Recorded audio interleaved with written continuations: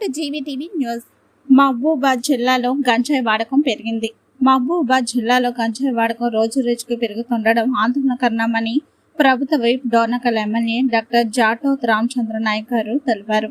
యువత భవిష్యత్తును దెబ్బతీసి మాదక ద్రవ్యాలపై కఠిన చర్యలు తీసుకోవాలని రాష్ట్ర మంత్రి పొంగులేటి శ్రీనివాసరెడ్డి గారిని ఆయన కోరారు.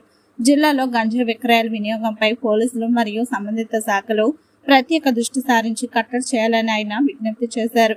యువత మాదక ద్రవ్యాల బారిన పడకుండా ప్రభుత్వం, పోలీసులు మరియు సమాజం కలిసి పనిచేయాల్సిన అవసరం ఉందని ఆయన పేర్కొన్నారు. జిల్లాలో గంజాయి సరఫరా చేసే వారిపై కఠిన చర్యలు తీసుకుని యువతను రక్షించాలన్నారు. పోలీస్ డిపార్ట్మెంట్ మా కురివి, నర్సులపేట లాంటి చిన్న టౌన్లలో కూడా గాంజా కన్జంప్షన్ బాగా పెరిగిపోతూ ఉంది. మరి గతంలో కల్టివేషన్ అయ్యేది కానీ కన్జంప్షన్ తక్కువ ఉండేది.